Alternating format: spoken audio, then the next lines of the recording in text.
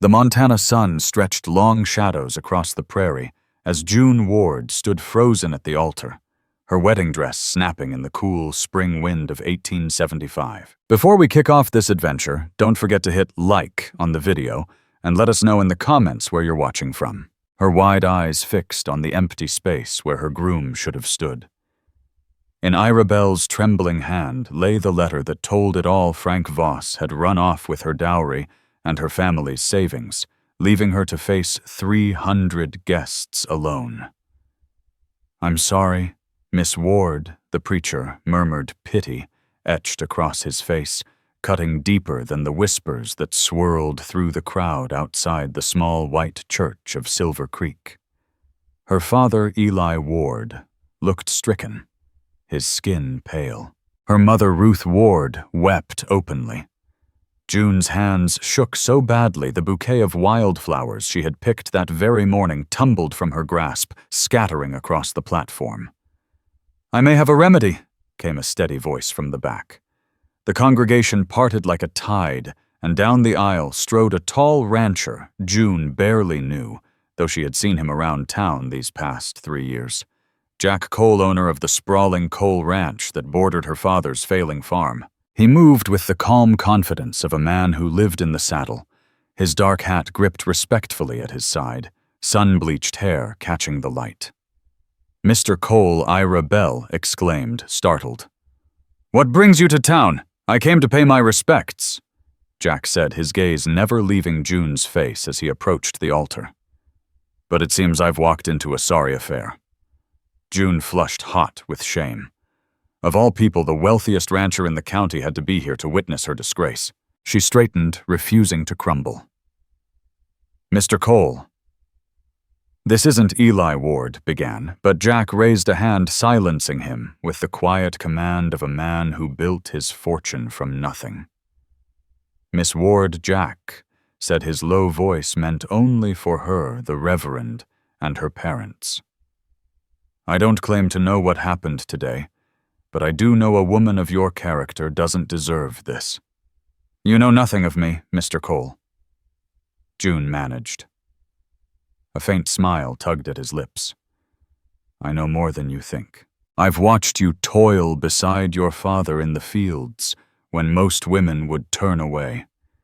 I've seen you teach the children at Sunday school with patience I lack. Any man who'd leave you standing here is the worst sort of fool." Before she could reply, he turned to Eli Ward. "Sir, I know your farm's troubles will worsen after today." Eli's shoulders sagged. Frank took everything. The money for seed, for tools gone. Jack gave a solemn nod before turning back to June. "Miss Ward, I have a proposal that may solve more than one problem. I need a wife to help me run my home. You need a groom." June's breath caught. "You can't mean a marriage of convenience," he finished. "Your family's farm borders mine. I've tried to buy that land for years. I'll pay your debts, make sure your folks keep their home, and you'll have the protection of my name." "This is madness," June whispered, though part of her mind already weighed the offer. Jack lifted his hand toward her palm, up-calloused from hard labor. "Maybe so, but madness is better than ruin." The crowd held its breath. "Why would you do this?" she asked at last. His blue eyes, clear as a summer sky, never wavered. "Because neighbors help neighbors. Because your father's land completes my northern range. Because no woman should be shamed like this." He paused, voice softer. "And because I've admired you longer than I ought to admit." Ruth gasped behind her. "You don't have to decide now," Jack continued.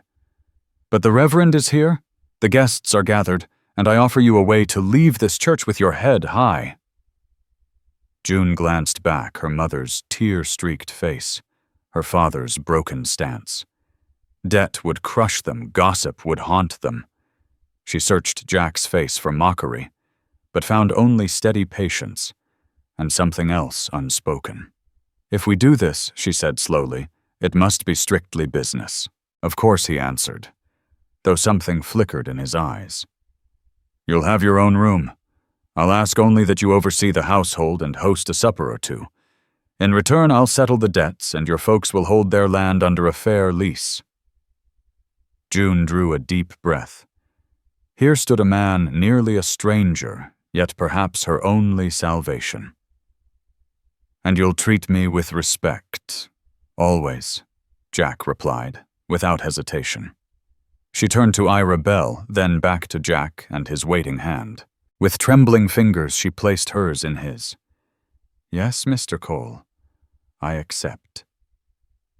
Gasps rippled through the church as Jack stepped to her side. Ira Bell, stunned, but resolute, began the vows anew. When Jack slipped a simple gold band onto her finger, and the preacher pronounced them man and wife, June felt as if she were watching someone else's life unfold. "Mrs. Cole," Jack murmured, offering his arm. "Shall we?" June slid her hand into the crook of his arm, feeling the unshakable strength beneath his black coat.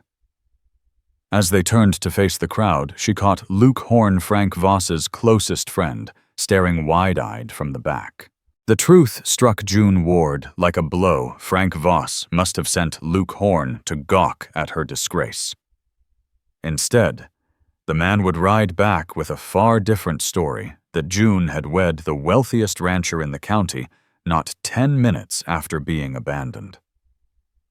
The thought stiffened her spine.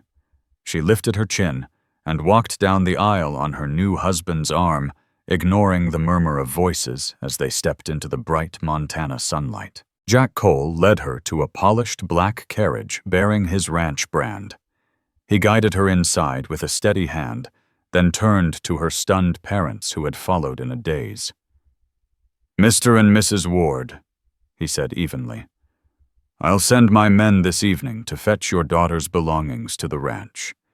You'll be welcome any time." Tears streamed down Ruth Ward's cheeks.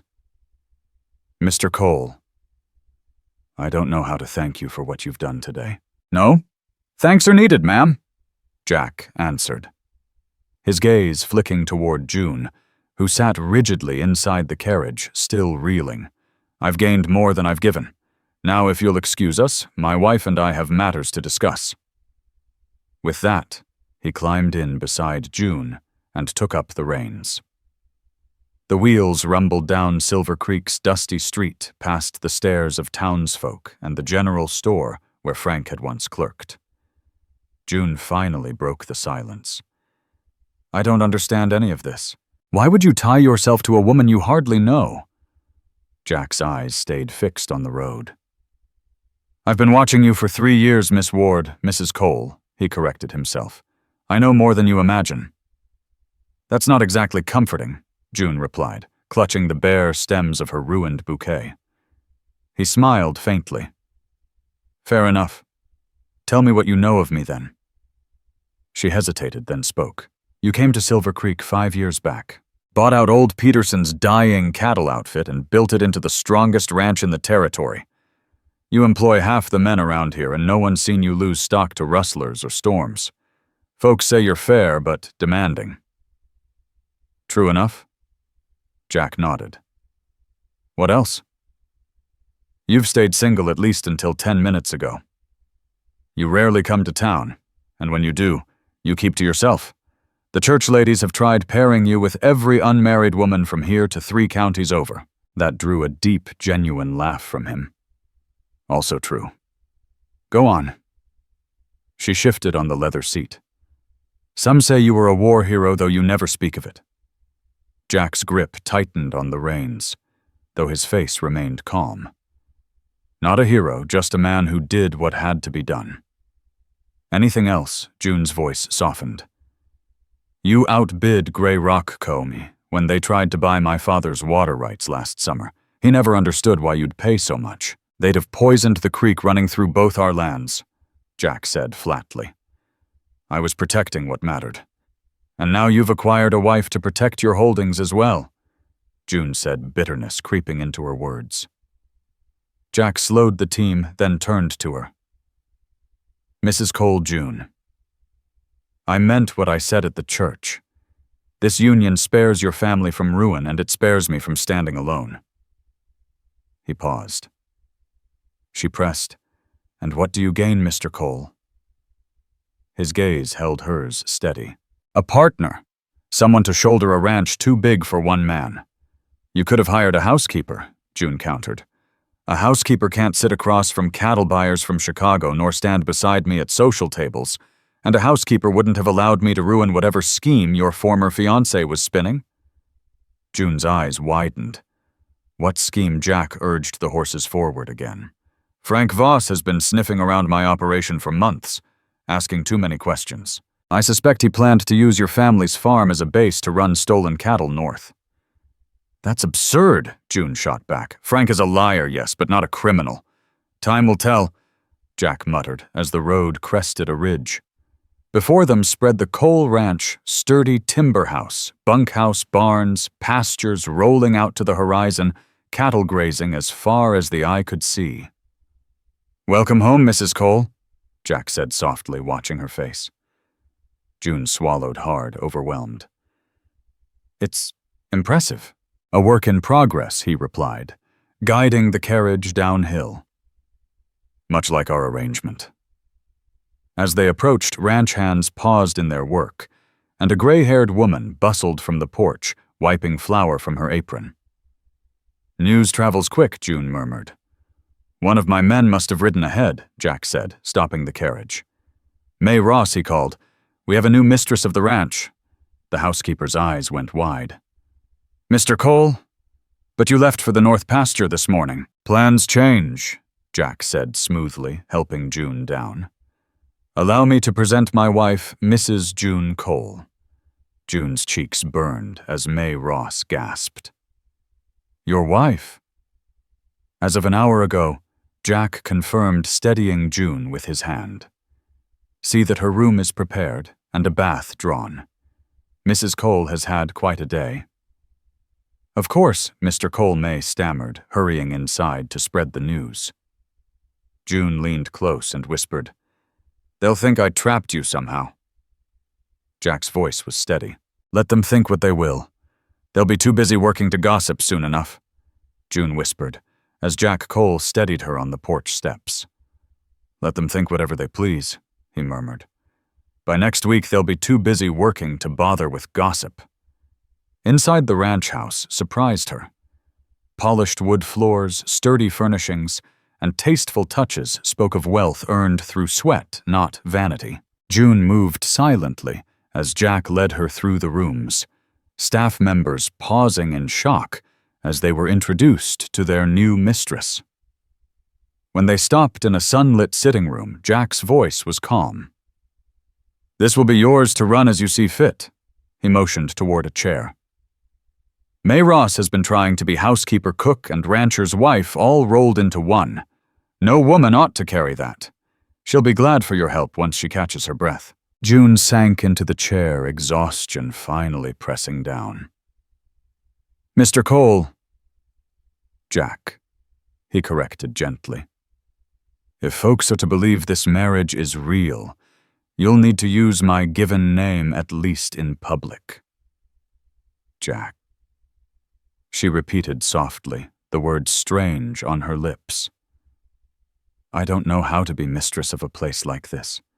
My parents' farm is modest. You'll learn, Jack said, settling across from her, laying his hat on the table. May will guide you until you find your footing. I don't expect perfection, June, just your honest effort. The sincerity startled her. She studied his face, the rugged lines from years in the sun, the faint scar near his temple, the stillness in him that made him hard to read. And what do you expect of me as your wife? She asked, forcing herself to meet his eyes. As I told you at the church, this is business. Manage the home host when needed. Stand at my side when the world is watching. Beyond that, your time is your own. And at night her cheeks flamed as she forced the question. Jack's gaze softened. You'll have your own room. I promise to treat you with respect. and I intend to keep that promise." Relief washed through her, tangled with an emotion she couldn't yet name. "Thank you," she whispered. "You're worn out," Jack said, rising. "May will have your bath ready. We'll talk tomorrow once you've rested." June stood too, smoothing her wrinkled gown, the dress she had stitched for a wedding, far different than the one fate delivered. One last thing Jack added from the doorway. "No matter what comes, remember what I said. Frank Voss was a fool to walk away from you." Before she could answer, he was gone, his boots echoing down the hall, leaving her to her thoughts in what was now her home. Her first week as Mrs. Jack Cole, blurred past introductions, explanations, endless adjustments. Her things arrived from her parents' farm, along with a tear-stained note from Ruth Ward, mixing gratitude for Jack with worry for June.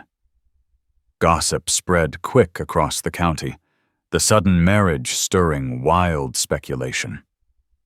Jack proved exactly what he claimed, fair, respectful, but mostly absent. He rose before dawn, worked alongside his men, came home for supper, where conversation was stiff, then disappeared into his study to handle accounts. June, meanwhile, threw herself into learning the ropes of running the household. After recovering from the shock, May Ross became her steady guide, teaching her how to oversee Ann Lee, the cook, Kate Jo and Nora Fay, the maids, young Tommy Ray in the stables, and the ever-changing rotation of cowboys, Hank Jed and Clay among them. On the 7th day of her marriage, June was in the kitchen garden pulling vegetables when she heard hoofbeats.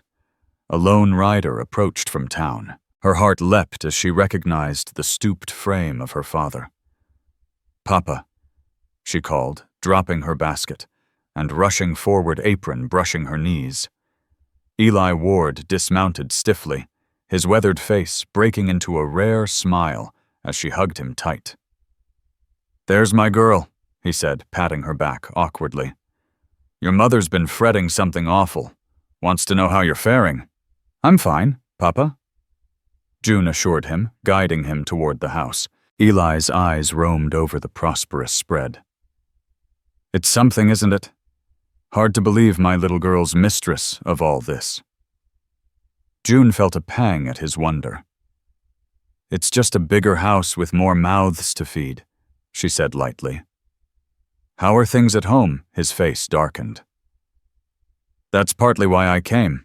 Word in town is troubling. Frank Voss was spotted in Billings bragging about some big cattle deal." June's stomach twisted. "What kind of deal, no one knows for sure. But June—" He hesitated. "Sheriff Sam Boone found tracks. A big herd was moved north across your husband's land 3 nights ago. Stock that wasn't his." "Rustlers?" June asked, though dread already told her the answer. Eli nodded grimly. "And folks say something bigger's coming." June thought of Jack's suspicions, which she had dismissed. "Have you told him?" "Came straight here, didn't I?" Eli said, uneasy. "And there's more you should know. Before your wedding, Frank was prying into everything about Cole's ranch, where the cattle graze, how many men stand guard, which trails run north." June shivered, despite the warm day. "You think Frank's tied up with rustlers?" "I think," Eli said carefully, "your new husband may have saved you from more than humiliation." Before June could answer, pounding hooves cut through the air. She turned to see Jack cresting the ridge with Hank Jed and Clay riding at his side. Even at a distance, she saw the tension in his shoulders as his gaze fell on her father's horse. "Mr. Ward," Jack called as he swung down, voice taut. "This is an unexpected visit," Mr. Cole Eli replied with a respectful nod. "I've brought news you need to hear firsthand." Jack Cole's eyes flicked to June Ward, then back to her father. "Let's take this inside." In Jack's study, June sat tense as Eli Ward laid out everything he'd heard in town, adding details he had kept back before. "Frank kept poking around your cattle drives, your grazing spots," Eli said grimly. At the time, I figured he was just showing interest for June's sake, but now—" Jack's face stayed calm, though June noticed his knuckles whitening against the desk edge. "Did he mention names? Any partners?" Jack asked. Eli shook his head. "Not to me, but I saw him in the saloon with rough types. No one in these parts knew." Jack shared a look with his foreman. "Double the guards on the north and east ranges. No man rides alone." "Yes, sir." The cowboy tipped his hat and left. Mr. Ward Jack said, his voice formal but steady. "You were right to come. This confirms what we've suspected. I couldn't stand by while the man who stood by my daughter was cheated." Eli replied with quiet dignity. "Ruth and I, we owe you." Jack's expression softened. "There's no debt between family, sir." The word family hung heavy, reminding them all of the strange tie now binding their lives. Eli cleared his throat, moved. "I should get back before dark. Ruth'll want to know how our girl's holding up." "You'll stay for supper," Jack said, leaving no room for argument.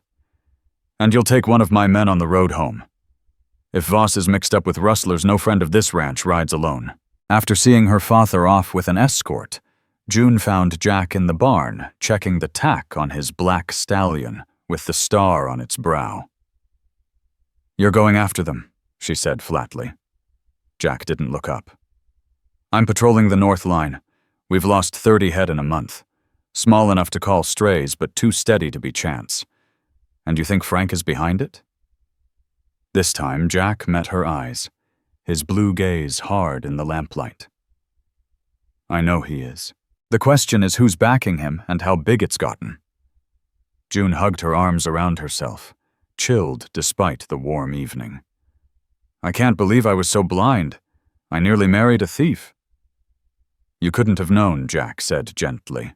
"Men like Voss thrive on lies. I should have seen it." June pressed. "All those questions about your land, his sudden interest in the trails north, I thought he cared about my life. He was just using me." Jack set aside the tack and stepped close, stopping just shy of touching her. "June, look at me." She lifted her eyes reluctantly. "You are not guilty of Frank Voss's sins. You were his victim, not his partner." Her voice cracked. "If I had married him, he could have used Papa's farm as cover. My parents might have lost everything, their land, their good name, maybe even their freedom. But they didn't," Jack said firmly. "And they won't. Whatever he plotted, our marriage cut his legs out from under him. The word marriage lingered strange and unsteady, neither pure bargain nor something more, but becoming something neither could yet define." "When will you be back?" she asked. "Before dawn if things go right," he answered, turning back to the horse. "2 men will watch the house while I'm gone. Stay inside after dark." June hesitated. "Be careful. The men Papa described, they sound dangerous." Jack gave her a faint smile. "I've faced worse, Mrs. Cole." Something in his tone made her wonder again about his past, about the war he never spoke of. "Even so," she said, her voice low, "I'd prefer my husband return without new scars." His smile deepened just slightly. "I'll do my best to honor that." He mounted, riding out with Hank, Jed, and Clay close behind. June watched from the yard until the riders vanished into dusk. Only then did she admit to herself the fear coiled inside her, not only for Jack's safety, but that Frank might strike at her too. That night, June couldn't sleep. Every creak of the house, every groan of the timbers set her nerves on edge. Near midnight, she gave up wrapping a quilt around her shoulders and sitting by the window, watching the pastures glow silver in the moonlight. She must have drifted off because she woke with a start to hoofbeats in the gray dawn. She rushed to the window and saw Jack dismounting, giving low orders to his men. Even from above, she caught the weariness in his steps, the way he favored his right side as he handed the reins to Tommy Ray. Without thinking, June pulled on a robe over her nightgown and hurried down to the kitchen just as Jack came through the back door. "You're hurt, June.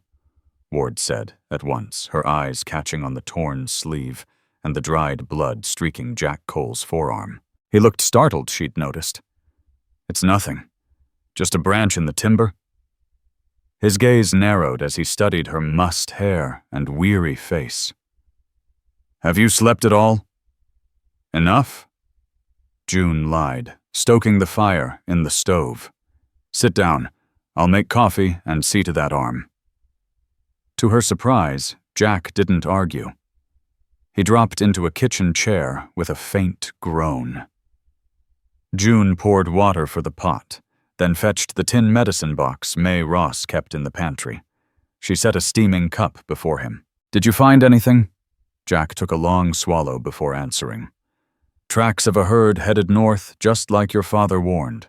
We trailed them up by Cottonwood Creek, but the sign vanished in the rocks. June dabbed a cloth and began washing the scratch on his arm. How many head? 50, maybe more, he said, watching her with an unreadable look. Too many for chance. This was planned. She worked the salve gently into his sun-bronzed skin. They'll strike again. Without a doubt. The spring drive to Billings starts in 3 days, 2,000 head over open country. His jaw tightened. Perfect setup for a big hit.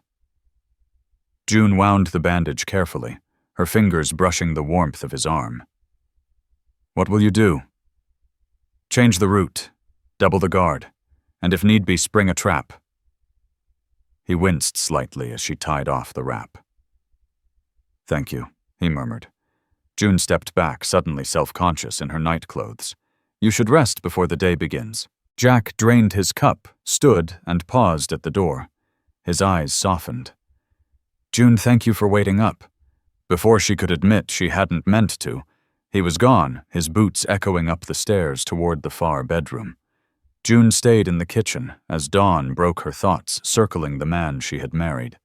A man who'd taken her hand at the altar for reasons she still didn't fully grasp, who carried himself with steady courtesy, yet guarded his heart. And now he risked his life for more than his own herds, for every family tied to the Cole ranch. For the first time, June wondered if this marriage might grow into something beyond mere necessity. The next 2 days swept by in a rush as the ranch geared for the spring drive. Jack spent his hours with the hands scouting routes and tightening security. Determined to contribute, June managed supplies, working alongside Ann Lee to prepare food enough to keep 20 cowboys and 2,000 cattle moving to the railhead at Billings. On the eve of the drive, Jack gathered everyone in the yard. June stood at his side, forcing a steady look as dozens of weathered faces turned their way. As most of you know, Jack began without flourish. Rustlers have been testing us up north. Tomorrow's drive is too sweet a target to ignore. That's why we're changing course. Instead of Cottonwood Pass, we'll cut south through Reynolds Valley and swing east into Billings. A murmur rippled through the cowboys. The southern route meant 3 more days on the trail. I know it's harder, Jack said, but it gives us the edge. They'll be watching for us north. By the time they figure it out, we'll be long gone. One of the older men called out, "What if they're watching the ranch itself, boss?" Jack nodded. Then they'll see us drive north, same as always. But once we're out of sight, we'll slip through broken timber and head south. I've scouted it with Wilson. He assigned roles with the crispness of a commander. June noticed the look in the men's eyes, trust plain and solid. These riders would follow Jack Cole anywhere. When the meeting broke, Jack turned to her. I'll leave Wilson in charge here. If trouble stirs, he'll see to your safety.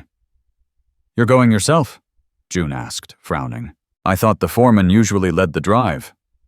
Usually. But not this time. With rustlers lurking, I need to be there. Her worry must have shown because his tone softened. I've made this run many times, June. I'll be back in 2 weeks. She swallowed against the knot in her throat. Of course. I'll have everything ready at dawn. Jack studied her, as if weighing something unsaid. At last he said quietly, There's more. I've asked Sheriff Sam Boone to keep an eye on the ranch. After what your father told us about Frank Voss, I'm wary he might turn his sights on you." June's stomach clenched, but her face stayed composed. "I can take care of myself." "I don't doubt it," Jack said, with a ghost of a smile. "But humor me. Stay close to the house. Keep my rifle near at night." Before she could argue, May Ross called her away to handle a kitchen mishap. June had no choice but to nod before leaving. That night, as she finished packing provisions for the trail, she found herself lingering over each task longer than needed. June lingered in the supply room, double-checking crates already tied shut, stalling the moment she'd have to return to her empty bed and face the truth Jack Cole would be gone with the dawn. "You ought to be sleeping," came his voice from the doorway, low and steady. "Tomorrow will come soon enough." She spun, startled, finding him watching with that guarded look she'd come to know. "I wanted everything to be just right," she said. "It is Jack," assured, stepping in. "You've managed in 3 weeks what most women couldn't in 3 months." The praise warmed her cheeks. "I've had good guidance from May Ross." Jack shook his head slightly. "It's more than that. You've got a knack for order, for running things. The men see it. Hank swears this drive's supplies are packed tighter than he's seen in 10 years. June flushed, unaccustomed to such blunt compliments.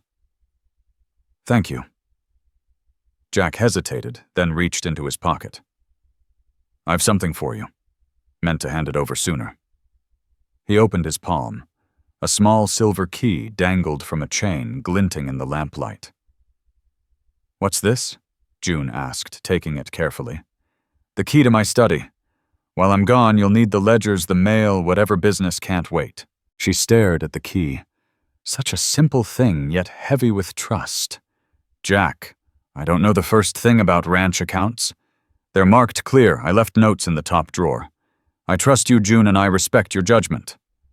She looked up, startled. "But you barely know me." Something flickered in his eyes, not quite amusement, not quite something else. "I know enough."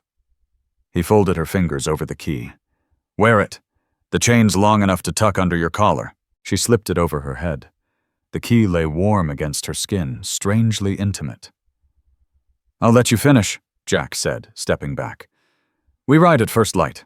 I'll be up to see you off, June promised." He nodded, turning to the door, then paused, as if weighing something more. June. But whatever he'd been about to say was lost. "Sleep well," he finished, and was gone. Her fingers rose to touch the key at her throat. The weight of it carried a new kind of connection to a man who still kept his heart shuttered. True to her word, June rose before dawn. The yard churned with cowboys saddling up checking tack, shouting to one another as the herd lowed and shifted. Jack strode through the chaos calm and commanding, answering questions with practiced ease. Inside, June had coffee and biscuits waiting. He came in briefly, saddlebags already by the door. "The men say weather'll hold clear for the first week," she remarked, pouring his coffee. "That's good. The southern route's got better water anyway," Jack said between quick bites. The kitchen ticked with silence. June wanted to speak something meaningful, but words failed her. "I left letters from my associates in Billings on my desk," Jack said finally. "If any ride out here, you can give them what they need." "Of course," June replied, grateful for something practical. "Anything else, Wilson knows where to find me if there's trouble," Jack said, draining his cup. "Otherwise, I'll see you in 2 weeks." 2 weeks felt like forever. June followed him to the door. "Be careful," she whispered. Jack turned, his features softening. "I will." His hand brushed the chain at her neck, his fingers grazing her skin. "Remember, stay close to the house." "I promise," she said, resisting the sudden urge to catch his hand. A shout from outside called him. Jack slung the saddlebags over his shoulder and stepped onto the porch. June followed. In the yard, 20 riders sat mounted the herd, already moving under the drive of the outriders. The dawn filled with the bawl of cattle and the clatter of hooves. Jack swung into his black stallion's saddle with ease. He looked down at her, his face once again, the mask she had first seen at the altar. "Take care of my home, Mrs. Cole," he said formally, tipping his hat. "And you take care of my husband, Mr. Cole," June answered, surprising herself with the words. Something like a smile brushed his lips before he wheeled his horse and joined his men barking orders as they pushed the herd toward the horizon. June stood on the porch until the last rider vanished dust from 2,000 cattle hanging in the morning light. Only then did she admit to the hollow ache in her chest. The first week without him passed smoothly enough. June threw herself into her duties as mistress of the Cole Ranch, ordering a thorough scrubbing of the house, going over the ledgers as Jack had suggested, and even planting a kitchen garden closer to the porch. Wilson, the stoic foreman left behind, proved steady and respectful, keeping her informed without burdening her with more than she needed to know. Sheriff Sam Boone had ridden out twice, just as Jack Cole arranged, and both times reported nothing unusual. But on the 8th day, trouble finally came. June Ward was in Jack's study sorting through the week's mail when the steady rhythm of hooves reached her ears. She moved to the window and froze 3 riders approached the main road to the ranch. 2 were strangers, rough-looking men. The third she knew all too well, Frank Voss. Her pulse hammered as they dismounted in the yard. Frank looked exactly as memory painted him. Dark hair, slicked, smile, polished, handsome, in a way that once quickened her breath. But now that smile chilled her to the bone. Wilson the foreman stepped out of the barn, his hand brushing near the butt of his revolver as he sized up the visitors. June couldn't hear their words, but she saw Frank gesture toward the main house, like he owned the place. A knock at the study door startled her. May Ross peeked in, looking rattled. "Mrs. Cole, there are men asking to see you. One claims to be your former fiancé." June touched the silver key at her collar, the one Jack had entrusted to her. She drew strength from it. "Tell Wilson to show them into the parlor, May. I'll be down." Smoothing her simple blue dress, June steadied herself. She would not hide. She would not give Frank the satisfaction of thinking he still held sway over her. When she entered the parlor, Frank was by the window, surveying the room as though taking stock of his winnings. His 2 companions lounged by the door, eyes hard hands, never far from their belts. All 3 turned when she appeared. June Frank said smoothly, his charm as polished as ever. "You look well. Seems marriage agrees with you." "Mr. Voss," she replied coldly, pointedly, using his surname. "What brings you to Cole Ranch?"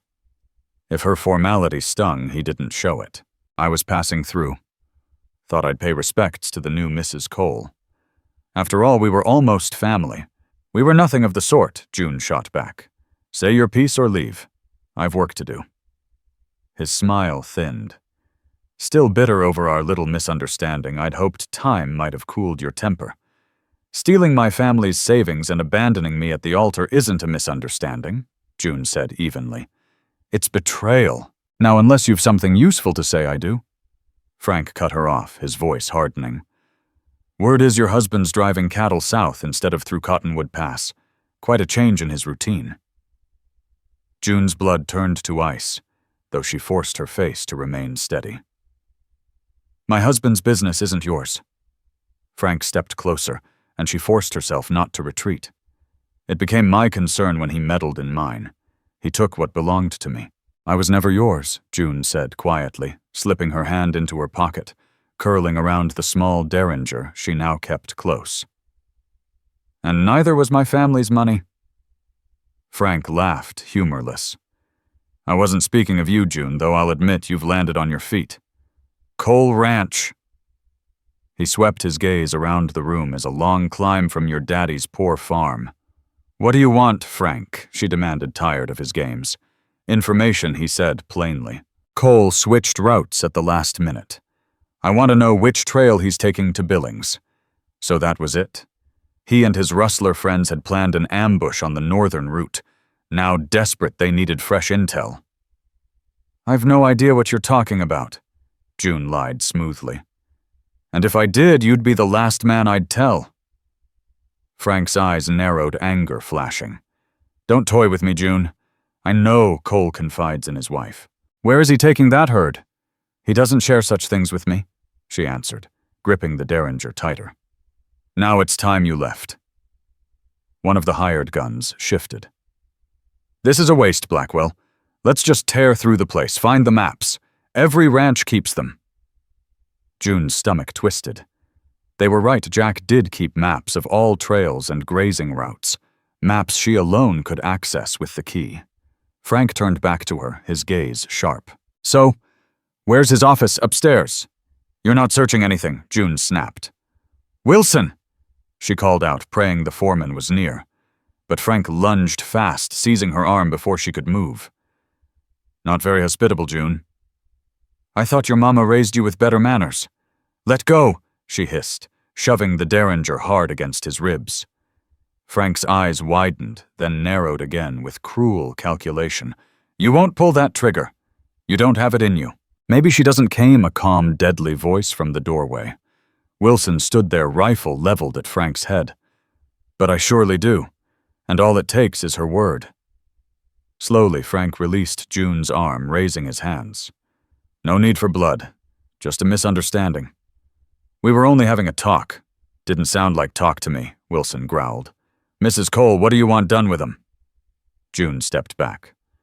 Derringer steady in her hand.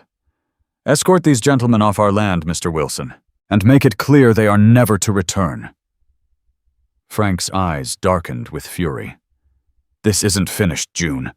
Cole's made himself a powerful enemy. No, Mr. Voss, June Ward replied evenly, her voice steady as iron. You made an enemy the moment you set your sights on my husband's ranch. Now get out. Wilson lifted his rifle in silent command, and Frank Voss and his men filed from the parlor, fury simmering beneath their skin. June followed to the porch, keeping her derringer low but ready. She watched as Wilson marched them to their mounts. Frank swung into his saddle, then turned his dark eyes on her, his face twisted with hate. Tell Cole to watch his back. The Blackwell gang isn't finished with him. With that, he wheeled his horse and thundered off his hired guns close behind. June's hands shook as she lowered the pistol. The Blackwell gang. Of course he'd named the rustler crew after himself, so vain, so predictable. She might have laughed if her stomach weren't knotted with fear. You all right? Mrs. Cole, Wilson asked, as he returned to the porch, his rifle still in hand. Yes. Thank you, Mr. Wilson, June said, though her voice wavered. But I'm worried about Jack. If Frank is this determined, he'll try to find the drive. Concern flickered across Wilson's weathered face. The boss planned for it. He left false trails. Anyone tailing us won't find him unless they already know the route. June nodded but wasn't reassured. Then maybe we should send word. Can one of the men ride out and find them? Wilson frowned. Too risky. If Blackwell's riders are watching, they could follow straight to the herd. Then what do we do? She pressed frustration, cutting her tone. We wait, Wilson said grimly, and we ready ourselves for trouble. The next 6 days stretched into eternity. June ordered guards, doubled men, posted on every approach day and night. Wilson taught her to shoot Jack's rifle, and she practiced until her shoulder throbbed, determined not to be caught helpless. There were no raids, but signs of eyes upon them, sunlight flashing from a ridge, as if off glass, fresh hoof prints where none should be cattle skittish in the home pasture. Every detail fed the sense that the ranch was under watch. On the 14th day, when Jack had promised to return, June rose before dawn, her chest tight with hope and dread. By now the herd should have reached Billings, the cattle sold, the men headed home. But as the sun fell and no riders appeared, hope gave way to fear. Something had gone wrong. She stood on the porch at twilight, scanning the eastern horizon. Wilson joined her, his face carefully blank. "Could be delayed in Billings," he offered. "Deals sometimes take longer." "Or they were ambushed," June whispered, voicing her darkest thought. "Frank may have found them." Wilson said nothing. At last he promised, "If there's still no sign tomorrow, I'll send a rider north. We'll learn what happened." June nodded, though the words gave little comfort. "Thank you, Mr. Wilson." That night, her sleep broke with nightmares. Jack and his men cut down in a lonely pass, Frank's cruel laughter echoing in her ears. By dawn, she gave up on rest, sitting by the window with aching eyes and raw nerves. It was mid-morning when the sound came, a faint rumble of hooves, men's voices drifting on the wind. June rushed to the porch, her heart pounding as a cloud of dust appeared in the east. Riders, she called, her eyes fixed on the approaching group. Wilson emerged from the barn, shading his eyes. After a long moment, his shoulders eased, and a rare smile cracked his face. "It's them. That's the boss's stallion in the lead." Relief hit June so hard she gripped the railing to keep from collapsing. They were alive. Jack was alive. But as the riders drew close, her relief shifted to dread. She counted fewer men than had left. 15, not 20. Who was missing? Jack led the column, unmistakable. Even at a distance, tall in the saddle, his black horse moving with power despite the wear of the trail. As they reached the yard, June saw him clearly dust-covered, a week's beard on his jaw-shoulders, sagging with exhaustion. Yet he was upright whole. The sight sent a rush of emotion through her she couldn't name. The cowboys dismounted, heavily stable boys rushing to gather reins. Jack handed off his stallion, muttering too low for June to hear, then turned. His eyes found her on the porch. Even across the yard, his gaze burned. Without thinking, June hurried down the steps, crossing the dusty yard to meet him. Jack stopped just short of reaching for her. "June." He rasped, his voice rough from weariness. "You're safe." She almost laughed, breathless with relief. "He was worried for me while I feared for him." "Yes," she said, her lips trembling into a smile. "And you're late." A ghost of a grin tugged his mouth. "We had some trouble on the trail." Now that she was close, June saw the dark stain on his sleeve, blood, and a fresh cut along his jaw. "Frank Voss," June Ward asked quietly. Jack Cole's expression hardened. "So he came here." 3 days after you left, June confirmed. "He demanded to know which trail you'd taken." Jack's eyes narrowed dangerously. "Did he threaten you?" "He tried," June said plainly. "Mr. Wilson and I made it clear he'd regret pressing further." For a moment, pride flickered in Jack's weary eyes. "I want to hear everything, but first I need to see to the men. We lost 2 good cowboys in an ambush 4 days ago. 3 more are wounded." June's heart sank. Her worst fears had been right. "I'll have May Ross prepare food and send for the doctor. You need both yourself." Jack gave her a grateful nod. "Thank you. I'll join you soon." It was past midnight when Jack finally entered the study.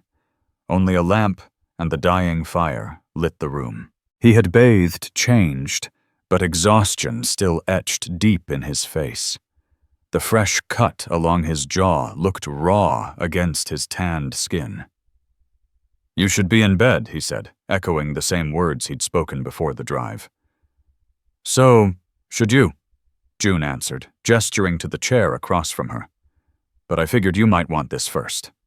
She slid a glass of whiskey across the table. Jack accepted it with a tired nod, sinking into the chair with a groan he didn't bother to hide. The doctor says Jenkins and Martinez will pull through, June said, though Jenkins may lose the use of his arm. I know. I spoke with them before coming in.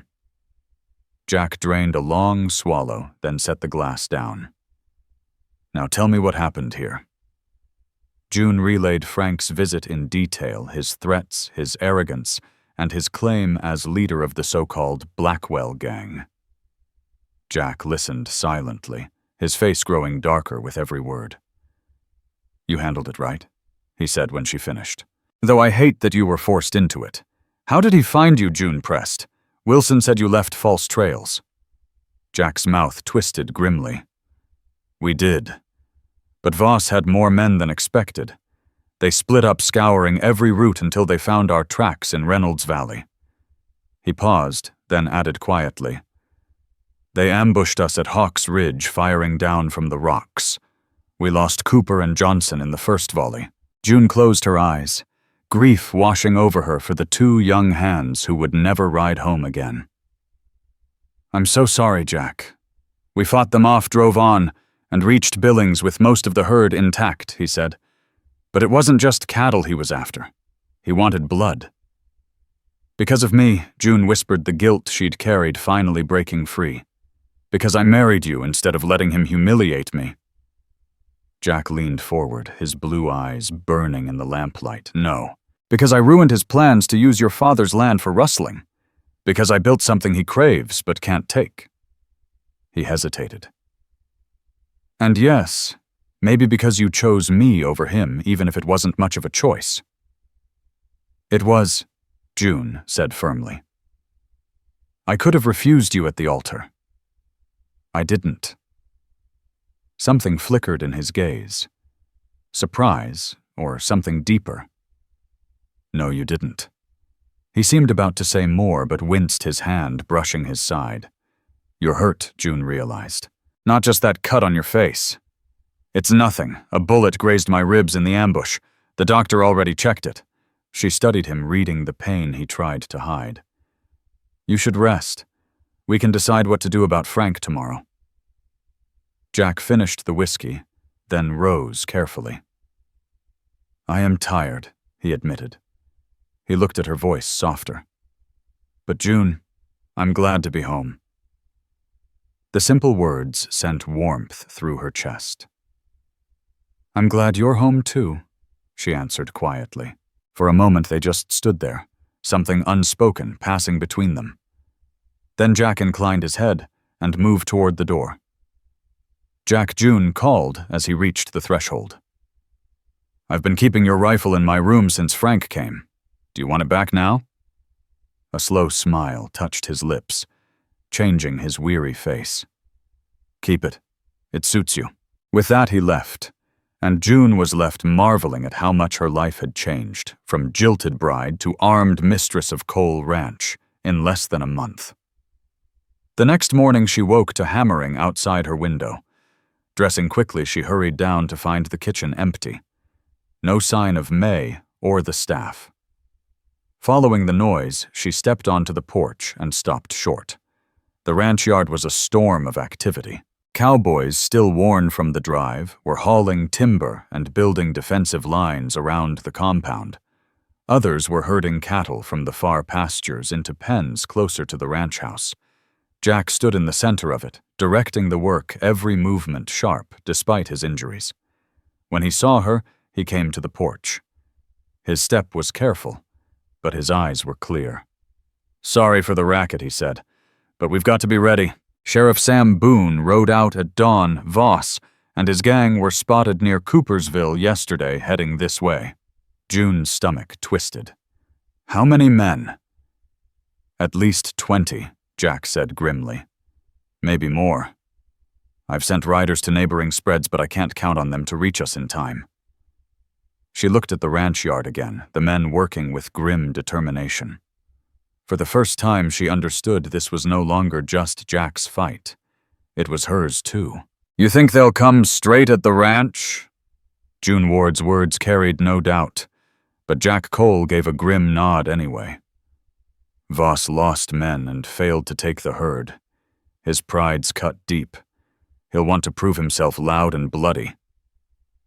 June remembered Frank's eyes when she'd denied him the cold fury when he'd sworn Jack would pay. "What can I do to help?" she asked. Jack blinked, surprised, then a flicker of approval touched his face. "May Ross is stockpiling food and water in the root cellar. Safest spot if bullets start flying. Help her take count of what we've got and what we'll need." "I'll see to it," June said quickly. Then she added steady, "And Jack, thank you for not telling me to sit in my room while the men fight." The faintest smile curved his mouth.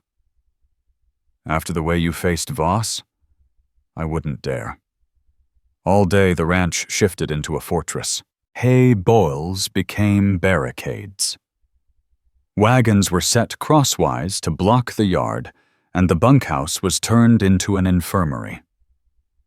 A deputy rode up from town with extra bandages and laudanum for the wounded. By nightfall, nerves were stretched tight. Every snap of a branch or restless whinny made men glance toward the dark prairie. Jack split the ranch hands into watches, setting lookouts at each approach. June worked beside May until the older woman fussed at her. "You'll fall over if you keep this up, Mrs. Cole." May said, her voice kind but firm. "Go sit with the boss. He could use company more than stew right now." June found Jack bent over maps in his study lamplight, glinting off the edges of his revolver on the desk. His face eased when she stepped in. "May sent me," she explained, dropping into the chair across from him. "She says worrying in here is as close to resting as I'll get." "Probably true." Jack admitted, the corner of his mouth twitching. "Still, I'm glad you're here." She glanced at the map spread across the desk. "You're marking defenses, and fallback routes if it comes to that," Jack confirmed. "I won't risk lives if holding the ranch becomes impossible." "You think it might?" June asked softly, a chill running through her. Jack hesitated, then said, "He's got numbers, and desperation makes a man twice as dangerous." "But this place, everything you've built?" June's voice caught. "It's timber and stone," Jack said firmly, meeting her gaze. "It's the people that matter." Something tightened in June's chest at his words. This man who had married her to shield her, who protected his men as fiercely as his land, he was unlike any man she had ever known. "Jack," she began, but a clamor outside cut her short. Boots pounded on the porch, then Wilson burst in without knocking. "Riders comin' from the north, boss. At least a dozen fast." Jack rose at once, strapping on his gun belt with practiced hands. "Get the women to the cellar. Post the men where we planned." Wilson nodded and turned to go. But June didn't move. "I'm not hiding in a cellar, Jack." Both men turned, startled. Jack's jaw hardened. "This ain't up for argument, June. Voss's men will shoot to kill." "I can shoot too," she reminded him. "You said yourself I was a fair shot with the rifle." "This is different," he snapped. "These aren't bottles on a fence. They're men who'd destroy the people I care for." June answered, her hands steady as she opened the cabinet of spare cartridges. "That makes them targets enough." Jack and Wilson exchanged a look, half exasperation, half respect. At last, Jack sighed, the sound carrying both resignation and pride. "Wilson, get May and the others to the cellar. Tell Martinez to give up his post at the upstairs window. He's too shot up to use it anyway. Mrs. Cole will take it." The foreman gave a quick nod and hurried out. Jack turned back to June, his expression deadly serious. "If I post you, you follow orders. No heroics. If I tell you to fall back, you fall back. Understand?" "I understand," June said, her voice steady despite the fear twisting her stomach. Jack studied her for one long heartbeat, then pulled his finest rifle from the cabinet. He checked the sights before pressing it into her hands. "You'll cover the main road from the upstairs window. Don't fire till I signal. Make every shot count. June accepted the weapon, its weight both terrifying and empowering. I will. For a moment, Jack's rough hand brushed her cheek. The touch was brief, but it made her breath hitch. Be careful, he said simply. You too, she whispered, afraid this might be the last moment between them. Then they parted Jack to marshal the men, June climbing the stairs to her post. Through the window she saw dark figures moving fast across the moonlit prairie. The attack on Cole Ranch began just before midnight. Frank Voss and his riders came on bold, not bothering with stealth. They spread along the ridge plain in the moonlight before Frank Voss spurred ahead, halting just beyond rifle reach. Cole, his voice carried sharp through the still night. Come out and face me like a man. From her upstairs post, June Ward saw Jack Cole step into the yard rifle in hand, barrel angled low. I'm here, Voss, Jack called, steady as stone. State your business, then ride on. Frank's laugh cut through the dark, harsh, and ugly. My business is simple. You took what belongs to me. I've come to reclaim it. Nothing here bears your brand, Jack replied. Best turn around while you still can. I'll take the woman and 50 head for my trouble, Frank shot back. Do that, and I'll leave what's left of your spread standing. June's grip on the rifle tightened. To hear him claim her after the shame he'd brought ignited a fire inside her. Jack's answer came sharp and sure. My wife stays where she is. And as for the cattle, you're welcome to try. But it'll be the last mistake you make. A murmur rippled through the rustlers at his defiance. Frank stiffened in the saddle, anger flashing. You're outnumbered, Cole? Be sensible. Last chance, Voss, Jack warned. Ride out now or pay the price.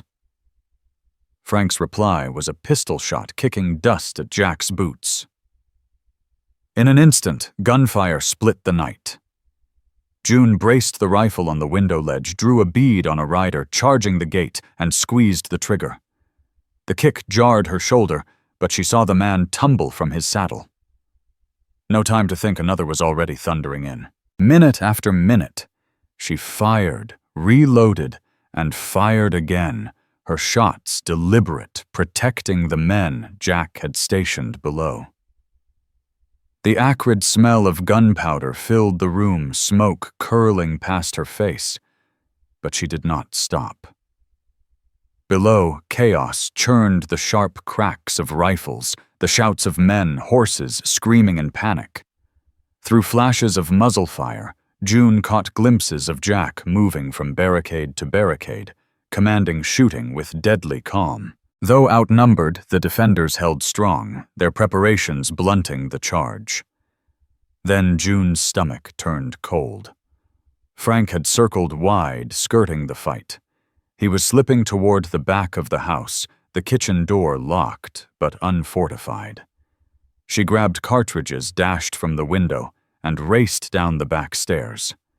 She had just reached the bottom when she heard the shatter of glass. Frank had forced his way in. Pressing against the wall, June steadied her breathing rifle ready. The scrape of drawers and overturned dishes told her he was searching. She stepped into the kitchen, barrel leveled. That's far enough, Voss. He spun pistol in hand, but froze when he saw the rifle aimed dead at his chest. For a moment it was just them, the man who had left her broken, and the woman he thought too weak to fight back. June, he said, his old charm dripping through a crooked smile. I came to rescue you. Rescue me, she snapped. From what? From this sham of a marriage. Frank answered smoothly. Cole used your family's plight. I know he forced your hand. The only man who tried to use my family was you, June shot back. You stole our savings.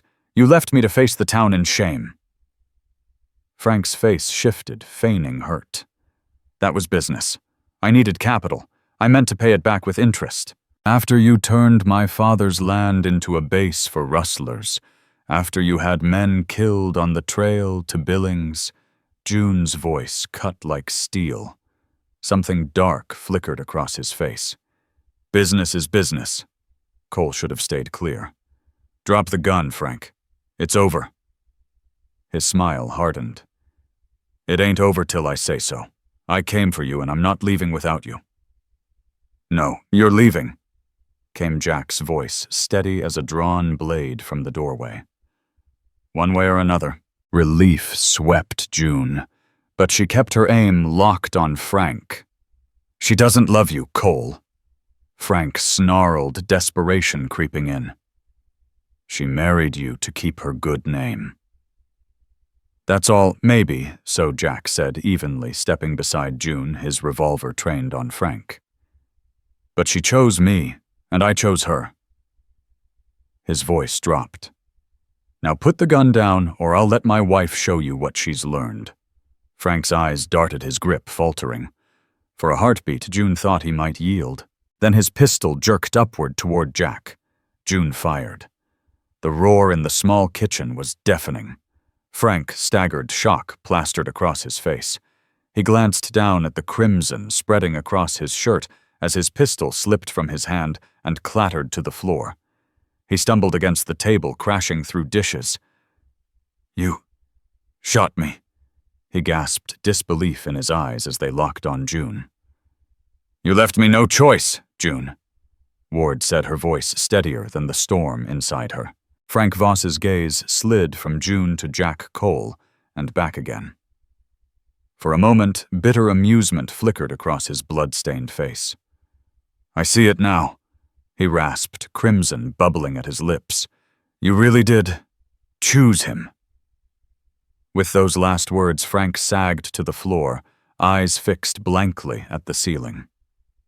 June lowered her rifle, her body trembling as the weight of what she'd done crashed over her. Jack gently pried the weapon from her hands, set it aside, and turned her toward him. "Are you hurt?" he asked, scanning her with sharp eyes. June shook her head, unable to speak, the shock wrapping cold chains around her. Jack drew her into his arms, his chest solid, steady. Outside, gunfire sputtered and began to fade. "It's over," he murmured against her hair. "Voss's men are breaking. You're safe now." June pressed her face into his chest, drawing strength from him. After a moment, she whispered, "I killed him." Jack's gaze was grave, but there was no judgment.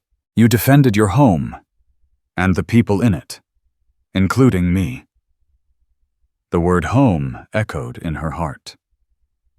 She glanced around the kitchen, the hearth of the ranch she'd grown to know in the last month. This was her home. And the man holding her was her husband in truth, not just in name. "Yes," she breathed. "I did." The days that followed became known across the territory as the Battle of Cole Ranch. Sheriff Sam Boone arrived with reinforcements the next morning, too late to join the fight, but quick to hunt down the survivors.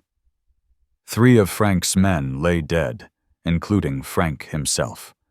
The rest scattered into the hills, but Boone and his posse tracked most of them down within weeks, ending the Blackwell gang once and for all. The ranch bore scars of the fight. One cowboy had fallen at the North Corral, several more carried wounds. Bullets had scarred walls, fences lay broken, and livestock had scattered. Yet the heart of the place held strong. Neighboring ranchers rode in with men to help mend what was broken, while women brought food and comfort. June worked shoulder to shoulder with Jack through it all, tending the wounded, organizing the cleanup, helping May Ross and the staff keep order in the house. The ordeal had forged her into something tougher, sharper, and it had shifted the bond between her and Jack. The polite distance he had kept since their hasty vows gave way to warmth, to partnership. They discussed decisions side by side, shared meals with genuine talk instead of small pleasantries. Sometimes their eyes met across a table or a room, and the look that passed between them spoke volumes neither dared yet to put into words. 3 weeks later, June was bent in the garden, pulling early summer vegetables from the earth, when she heard Jack's boots on the path. Looking up, she saw him carrying a small wooden box. his face a rare mix of nerves and resolve. "June," he said, halting a few feet away. "Got a moment?" She set down her basket, brushing soil from her hands. "Of course." Jack shifted the box once, then offered it to her. "I've been holding on to this. Should have given it to you weeks ago." Curious June opened the lid. Inside lay a gold wedding band, far finer than the simple ring she wore. Tiny flowers chased around its surface caught the sunlight. "Jack," she breathed. "It's beautiful." "It was my mother's," he explained quietly. "Been in my desk since our wedding. Just never found the right time." June looked from the delicate band to him. "But you already gave me a ring." He exhaled, steadying himself. "The ring I slipped on your finger that day, I borrowed it from Ira Bell's wife. I hadn't planned to marry at that altar. Not like that." June touched the plain band she'd worn since that day, understanding now why it had always felt slightly loose. "Then why give me this now?" Jack stepped closer, blue eyes catching hers. "Because what started as a bargain has turned into something else for me." Her pulse quickened. She searched his face and saw the vulnerability this strong, guarded man so rarely revealed. "What has it become, Jack?" she asked softly. He took her hand, his thumb brushing over her skin. "I've gone and fallen in love with my wife," he said simply. "And I wanted you to wear a ring that means more than a deal struck at a church. It means a true marriage built on respect and affection." Tears pricked June's eyes, tears of joy, relief, and the 1,000 feelings she hadn't dared name. When she whispered, "When did you know?" Jack's thumb traced slow circles on her hand. "Maybe it began when you stood at that altar, humiliated but unbroken. But I knew for sure the day I came back from the cattle drive and saw you waiting on the porch. Felt like home in a way this ranch never had before." June blinked through her tears, a smile breaking across her face. "I've been so afraid to admit what I felt. Afraid it was just shadows of what I once thought I felt for Frank.